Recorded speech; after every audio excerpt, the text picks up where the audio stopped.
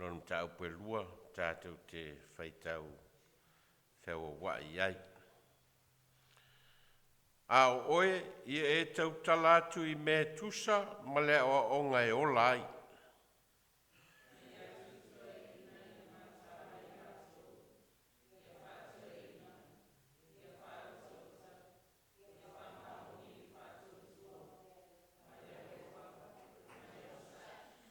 Ia whapena foi lo matutua. Ia a mio i lātou i le a mio whaaloalo.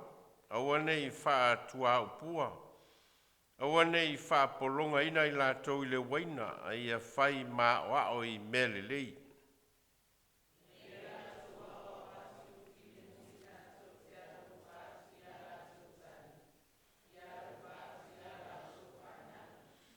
Ia whautauta i lātou i a mio mamā. Ia tausi le lei i o lātou a inga. Ia anga le lei. Ia usi stai atu i a lātou lavatane. Ina nei upu leanga ina le fionga le atua.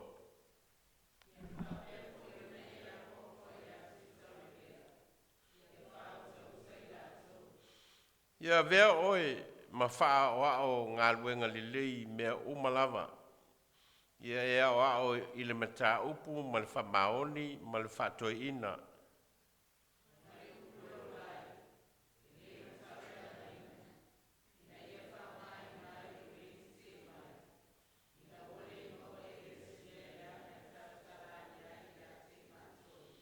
A popoa i atu i polonga i au si stai lātou i o lātou lava matai.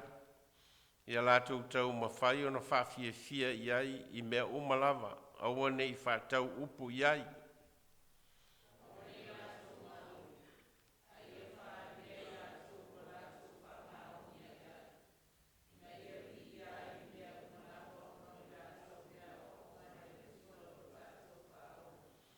Awa o le alofa tu noa o le atua o au mai ai le wha o le tanga o wha lia mai lea i tangata umalava.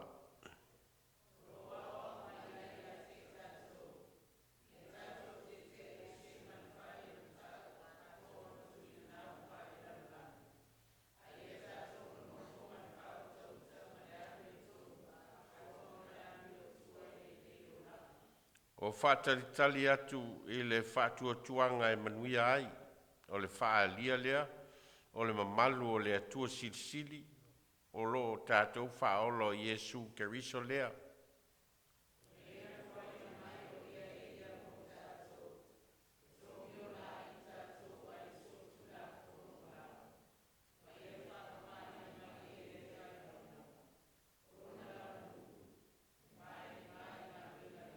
Mea le whai upo e suma le lima.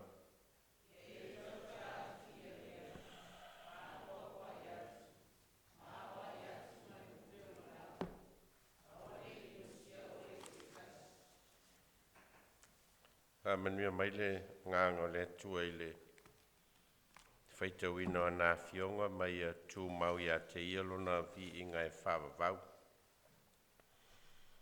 O le manatu au tū o le vai aso le nei a vea ma wha wao o se o langa le lei a vea ma wha wao o se o langa le lei. Be a role model of good life.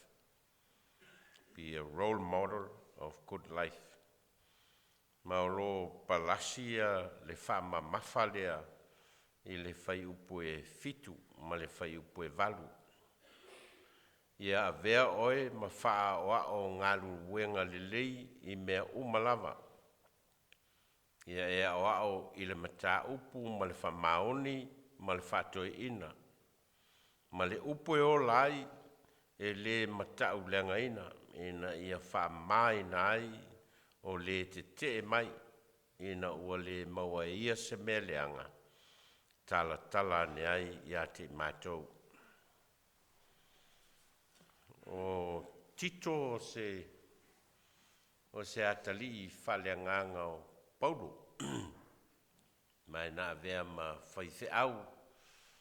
Sa whātua ina le apostolo Paulo i lana ngā luenga tālai. mai o se tasi o tangata sa mawhai ona wha moe iai Paulo mo le tala ina o le tala lelei. Ma te ulia whao ia le ngaluenga tala i Paulo e le ngata o le whatutu o au lotu. Ia matu iai le au whai ngaluenga pe lao Tito ma Timoteo. Ia o la tau ia o laua ua filifilia whapitoa e le apostolo e whaia ia le ngaluenga leo le vainga au lotu.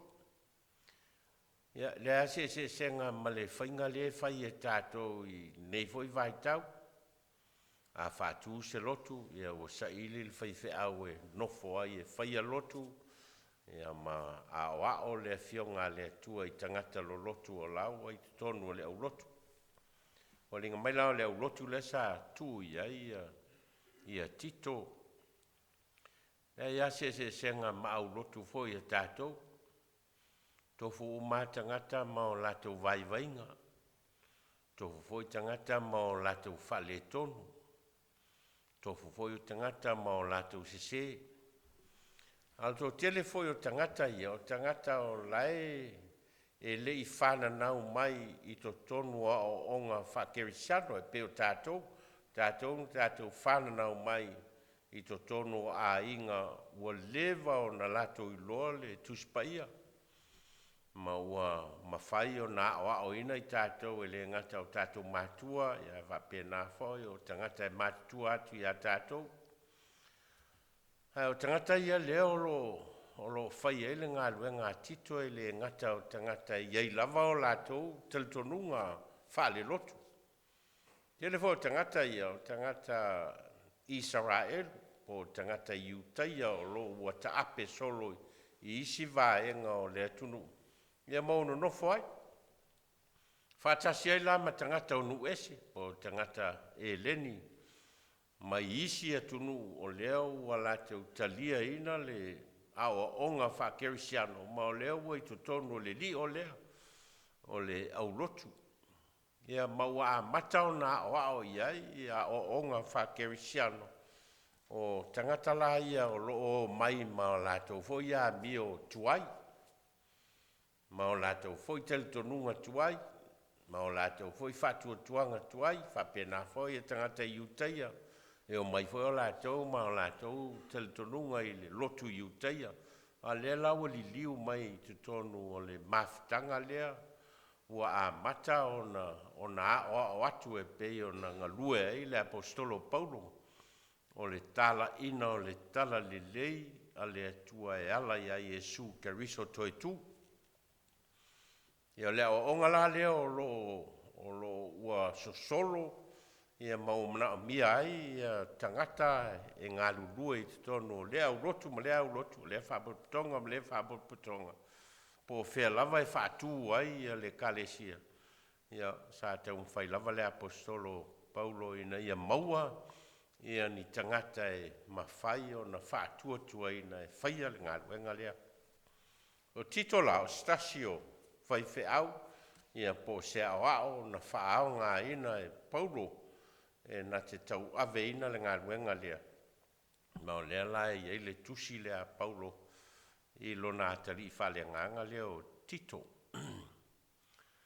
Vaenga o tusi lea sa tātou whaitau ina, o le apopo inga Paulo i a Tito, ina ia mawhai o nā tangia i lona o langa, maana whati nonga whaife au, whataitai o le au lotu, ni a mio le lei e mawhai o na muli ei tangata. Mai o se whamoe lea mo so se whaife au, ia vea le whaife au ma whataitai, ia vea le whaife au ma lonto lua, ma whaawau mo tangata e tusa malalato vai. Ia le ngata na le awa o atu. E le ngata o le momoli ino le tala le le ia Iesu Keriso. A ia tangia ia le tala le le ia Iesu Keriso o lo o atu. Ia mionga tangata. Ia oa nei white na i le awa onga o lo mo moli natu. Tau lio le teimi le iain tuspa ia pe o tātou. Tātou whaitau tuspa ia, i le aso ma maua fo e tātou le malamalama. E ui e le o aso uma e maua ai le launga po le awa onga mai i a fionga le atua po le awa onga e momoli mai. E le iei lani tuspa ia. Sa tu ngutu malava i a o onga. Sa na le wha longo lava o tangata ma mai tau. To a muli fai tuspa ia ma tu whatasi le. Tuspa ia leo tātou wha o ngaina le teimi nei a ele ieini tuspa ia. Sa tele lai tu ngutu i a o onga. Ia ma wha matala ia le teltonunga ia Iesu Keriso malona ma le alofa tu no le tua. E ala ia Iesu Keriso. I talinga o tangata. Ia matau mawhai ina Iesu iei o lato wolang. Su iei a lato amio. Su iei a leitu ai ngā mawhauwhaunga e mawhauwhaua. So tangata la ia o lo tusi atu ia Paulo ia tito e whai ei o ia ma o whao o ngale. O tangata e le o whaitau i ni tuspa ia. Ai o tangata o lai wā o oina. Ma whaalongo longo i le tala le lei a Iesu Keriso e pei ona tau mwhai Paulo. E awa o ina ai a tito ma tau mwhai foi tito e awa o ai a tangata. A se sila lai vaenga o le tusi len tātou whaitau ina. Fo ringa mai e peise nu ia po se au rotu foi lea e tusi atu ai Paulo i a tito. Lo a mata mai toi ina ma tamalo loa whaasolo anei i whawhine ma lo matitua, lo a matalava o na whaia le awa onga lea, a o oe i e tautala atu me tusa ma o onga e olai, whai atu i toe ina i a mata ala i lātou, no, la ua, wa a mata lea o onga a Paulo i a tito ina ia nei loa, o na momoli le whiau i vaenga ese ia o le au rotu ia po le nuu voi lea ua whai ai o ia mataita le ngatala o tamā, o toe ina, whaasolo atua i lo matitua, whaasolo atua i whawhine, i lea o lo taua i whamai o whine muri la tau te alorofati a la tau tane, nau inga o tina talavou, whatoa mata o na whai o la tau ainga, o lo vai e Paulo ia vaenga ia o le community ma le au rotu lea ma tau mawhai ai e na ia momoli ia le whiau lea ia tito. Ai alu lava le whaamtala ina o vaenga ese ia toi fo i mai lava i le taltonunga leo Paulo i le ngaruenga tito e tau na whai ne ala ia le whai upo e fitu ma le whai upo e valu ia vea oe ma faa o ngā luenga le lei i mea umalava. Ia e o le meta upu ma le whamaoni, ma le whatoi ina. Ma le upu e olai, e le matau le ngaina, ina ia whama ina, ai o le te mai, ina wale maua e ia se mea leanga, e tala ne ai ia te matou. O le te mai, o lo fata tau ia o onga se, o lo faifo ia istangata, i te tono le li o ale o le aurotu. E se ale o onga le tau mawhai atu ia tito ia o aitangata e winga i le upo leola o lo fata tau i le taltonunga ia Iesu Keriso, le alo, le atua, o le na maliu, ma o toi soifua manu malo, upo leola na o lo tau mawhai ia Paulo e a vea ia tito ma ave fe au o le upune na i tangata. Ai e foi la i tangata i o la foi e se foi a la tua o onga o lo fai. Ma ua fete na i a tangata le lai tau mawhai ia Paulo i mea i lua mua. Ina i loa tangata, i loa tito na momoli le upo le ola o le fao le tanga ne lai le pai upuna e sfumaltas. A wao le lofa tu no le tua, wa au mai ai le fao le tanga. ua whaalia mai lea I tangata o Malava, o lea lofa tū noa o lea tua, o lo whātatau I lea lofa lea na whaalia I lea tua e ala ia Iesu Keriso, o lea na maliu, whaasatawarina, matanumia, a ua toe tū mai, ma ua na au maia le alofa tū noa lea e whamangalo ai ang sala tangata, whi au mua la na, ia langona e tangata o le alofa tū noa lea o lea tua. Lona lua, ia atangia le alofa tū noa o lea tua I tangata, I lo lātou whaatino ina o ami o le lei. E le whapeo le ami o le lei o le tangata e mawai le whaalutanga, e leo winga leo le mawhauwhau. Ai peitai, o le ami o le lei o le tangata e mahfua mai ona ua whaola ina. Mahfua mai le loto ma le nganga o le tangata ua liliu atu ia Iesu Keriso ma ua nei loa le se o le ola tuai, le o langa tuai.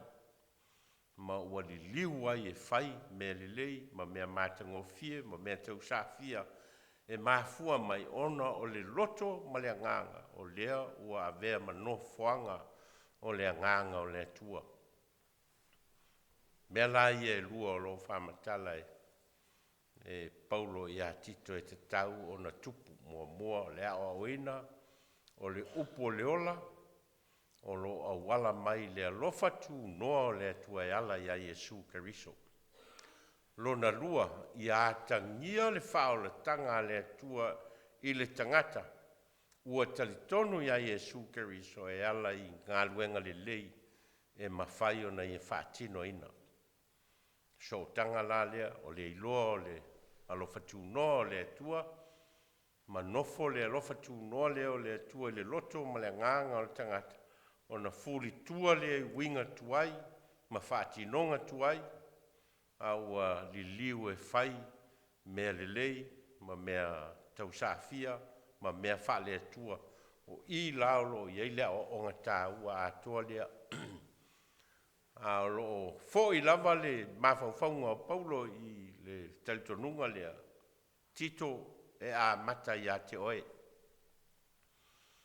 Ia tangia mua ia te oe, nea la iaile whai upule fitu ia vea oe, ma wha o onga o ngā luenga le lei I mea umalava. Ia e o le mata upu ma le whamaoni, ma le whatoi ina, ma le upu e ola ai. E le tau ma le anga ina, e na ia whamaina ai o le te mai, ina o le maua e ia se mea leanga, e tala ne ai ia te mātou. O le whaupunga le ina ia le maua e ia se mea leanga. O lo whatatau, e le mawhai o na maua le whaalofaninga o le whamatalanga e winga I le alofa tū noa o le atua na whaalia ia Iesu Keriso. E le mawhai o na maua le moniona. Pe a whai e whete nai le oonga, ma le whatinonga. Pe a whai e whete nai ia le mea leo lo tau mawhai ia Tito e ao. Ma mionga tangata. Pe e whete nai foi le ao atua Tito. Ma na whatinonga o ia o le taitai o le aulotu. Ma le community leo a mea ia le tau o na tupu, lea lai o na ia le whaupunga lea Paulo ia Tito, ma le upo e o lai, e le matau lea ngaina, ina ia wha mai nai o le te mai. O le tā ua la lea, ia wane ia se mea e whapea mai ai, ia tangata o lo whaia o onga se, ia mawhaia ia o ngai te ai le talitonunga le le alofa tū no le tua e ala ia Iesu Keriso ia awane ia vea a mionga o lo whaatino e tangata I tono le lio le kalesia maala e ofi ai ia se fi naunga e whapea ia lala e se amea na e tau te au ina e se au tau a mio ia lai o na tā ua le o onga le a Paulo I a Tito. Ma o sa o nga whetau I mō tātou. I le mawhai o nā vea oe ma tua le lei. Pe a whai e se ale mea lai te o ai lau whanau. Ai e se fole mea lai te o lai. E le te tau ona whapena ai. Tau ona tutusa le mea e momoli. O le awa oina e momoli. Ia ma le mea o lo vaai e tangata o lo atangi e le. Soifua ma le ola o tātou. Whapena voi la ia. Tātou tangata kerisiano. E mwhai on tātou awa oina. Le Yesu keriso alofa maanga le lei. Ma wha mangalo ma ai whai ane. Ia le whati nonga e tātou o mea I te tonu o le soifuanga I aso whai so ele o le mena lai tupu. Whai e tātou te awa o ina le wha mangalo. Ia tau whala ona tupu le wha mangalo. Mai o tātou foi loto I le vāwhianga e o tātou ma istangata po tonu le li o le vāo unungali o le tāne ma le awa ia po le vāo mātua ma whanau. Whai a oa o le wha mangalo ma le loto maulalo ma le anga malu e tātou. I lo lato tātou te tonunga o mea ia wā o mai e Yesu tātou te o lai. Whai tātou te awa o atu mea ia e leo mea nā lai tātou te whai au. Wa whetie e nai la ia mea. I tau lao na whapena ma lea o onga lea Paulo lo ave I lo nātali whale nganga o tito. Le te tau on whetie e nai. Pe le whea lo whani le mea e o atu. Ma whaati nonga e whai e tangata. Ai te tau on whea lo whani mea ia. There has to be an evidence of truth. I le ao onga e whai, ma le whaati nonga e whaatino. There should be an evidence of truth. A le whai tupu la le mena, ro ingo le moni I le ao onga. Ai te tau ona whea lo whani, le ao atu, ma le whaatonu atu, ia ma mea foi o lo whaatino ina e tātou. Whapena voi la tātou tonu e kalesia. Whai tātou te tele tonu I le atua, o le atua le lei, ma le atua alofa, ma le atua whamangalo e na te whaiale. O lo whatu noa o whamangalo I tātou e ala I lona alo Yesu keriso. Tau voi lana ātangia mea ia I o tātou ola. Tau nātangia I tono tātou ainga, I tono mawhitanga, e le te tau ona whtena. Ma o le whi aule nā o le mata upo le vai asol nei, a vea, ma wha oa o le o langa le lei, ma e te tau ona tupu I tono o tātou o langa I ainga, o ngā luenga, o a onga, te tau o nā tangia ai e tātou, our Christian life, our Christian testimonies needs to be seen in reality. Tau ona moni I mea tātou te whaia, vāwhianga iai ma, o tātou uso a tangata, ma e tātou te ngaruru e whātasi, ma e tātou te onga whātasi, a whai e ta ua o le kerisiano o le tama onga o la e te le ustai I le whai a onga I te tono le potu a onga e whete na I la le ta ua o le kerisiano ma le mea la te whai. Because you're not practicing. It's not coming out in reality.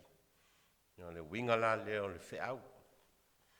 Ina ia vea tātou ma wha o le o langa le lei. Ona e le lei le atua, tātou te tonu iai. E masa ni tātou whai ai, whamtalanga, God is good. Ia, ai tali mai all the time. So if God is good all the time, then it needs to be seen. Ia, le lei leo le atua, io tātou o langa. E tau ona evident ia mea tātou te whaia. Every single person o tātou, e tau ona atangia mea ia. There should be no conflict o mea ia. I le te tau ona whete nai. Te Tawana tangia. When those two things happen in people's lives, ai mai se o langa o tangata Kirisiano i nala, e mauti noa ai, o lahe ua whaola ina oi. Laua e ola i le ola, whaola ina. Ma le ola o foai mai e le tua e sui ai le o langa o le tangata tuai, ia vea maolanga fau. Sui ai le tangata a bio le lei, le tangata a bio le lei. Sui ai le tangata e paa a o na o ana whamatalanga, ma so na lafo ana whamatalanga i le vā ma le tangata. Isa tangata i loa, tau tala whaaloa, lo tā ua e Paulo ia Timoteo le tā ua le mele o le whaaloa loa i o tangata. Ia respect e le tangata, le tangata. O wani e whati ngai le tangata. Ai ai loa na whaali le alofa ma le anga le leo le atua i le relationships a tātou. Tono ainga, tono ngā luenga, ia whapea fwoi tono a o onga.